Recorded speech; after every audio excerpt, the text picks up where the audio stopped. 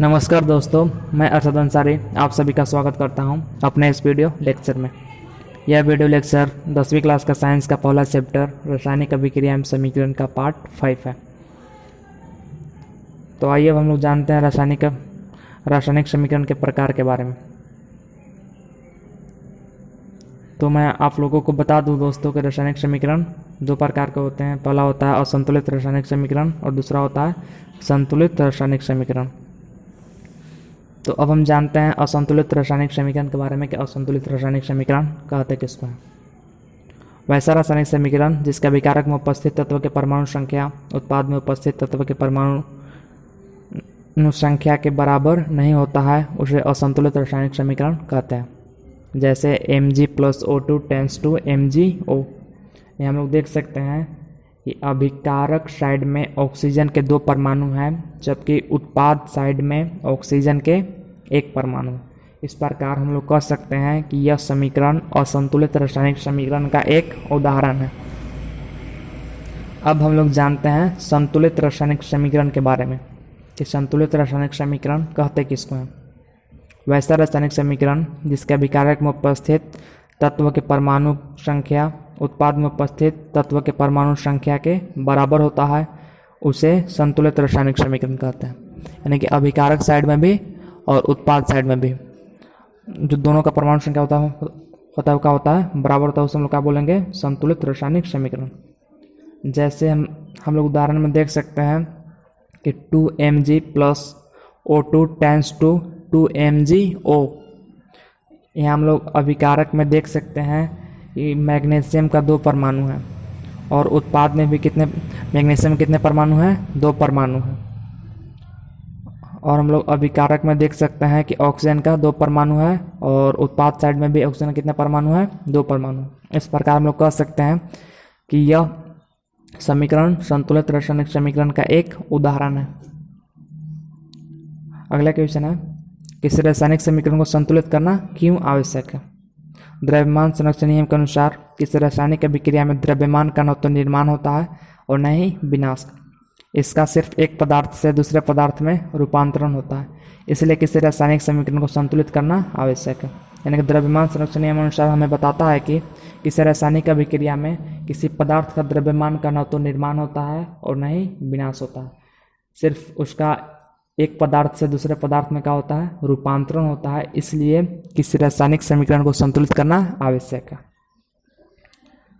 अगला क्वेश्चन है, संतुलित रासायनिक समीकरण को और अधिक व्यापक कैसे बनाते हैं। किसी संतुलित रासायनिक समीकरण को भौतिक अवस्था के संकेतों का प्रयोग करके और अधिक व्यापक बनाते हैं। ऐसे हम लोग देख सकते हैं कि ठोस का भौतिक संकेत होता है S, द्रव्य का भौतिक संकेत होता है L, गैस का भौतिक संकेत होता है G। उसी प्रकार से जलीय विलयन का भौतिक संकेत होता है AQ यानी कि एक्वस। या हम लोग डॉट डॉट दे के इसको हम लोग ऊपर का तीर दिखा सकते हैं।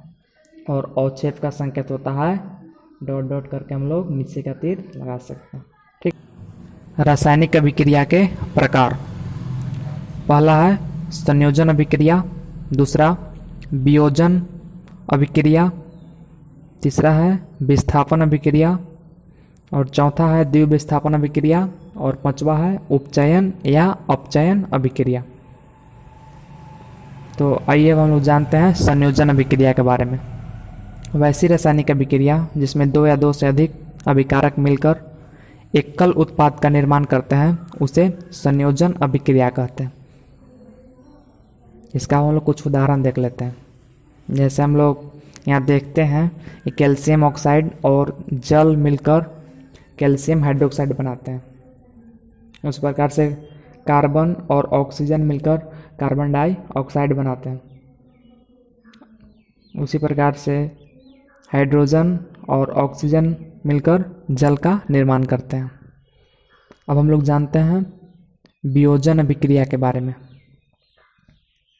वैसी रासायनिक अभिक्रिया जिसमें एक अभिकारक वियोजित यानी कि अपघटित होकर 2 या 2 से अधिक उत्पाद का निर्माण करते हैं उसे वियोजन अभिक्रिया कहते हैं। यहाँ हम लोग देख सकते हैं कि कैल्शियम कार्बोनेट टूटकर कैल्शियम ऑक्साइड और कार्बन डाइऑक्साइड का निर्माण करता है। उसी प्रकार से जल टूटकर हाइड्रोजन गैस और ऑक्सीजन गैस का निर्माण करता है। अब हम लोग वियोजन अभिक्रिया का कुछ उदाहरण देते हैं। तो वियोजन अभिक्रिया 3 प्रकार के होते हैं। पहला होता है उसमें वियोजन, दूसरा होता है वैद्युतीय वियोजन और तीसरा होता है प्रकाशीय वियोजन। अब हम लोग बारी बारी से इन सभी के बारे में जानेंगे। ऊष्मीय वियोजन, जब वियोजन अभिक्रिया ऊष्मीय तापन द्वारा होता है तो ऊष्मीय वियोजन कहलाता है। इसका उदाहरण हम लोग देख सकते हैं।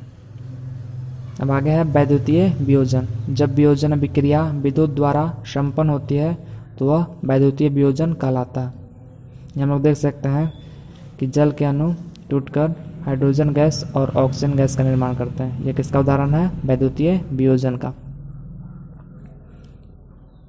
अगला है प्रकाशीय वियोजन, जब वियोजन अभिक्रिया प्रकाशीय ऊर्जा द्वारा संपन्न होती है तो वह प्रकाशीय वियोजन कहलाता है। यहाँ हम लोग देख सकते हैं इसका उदाहरण।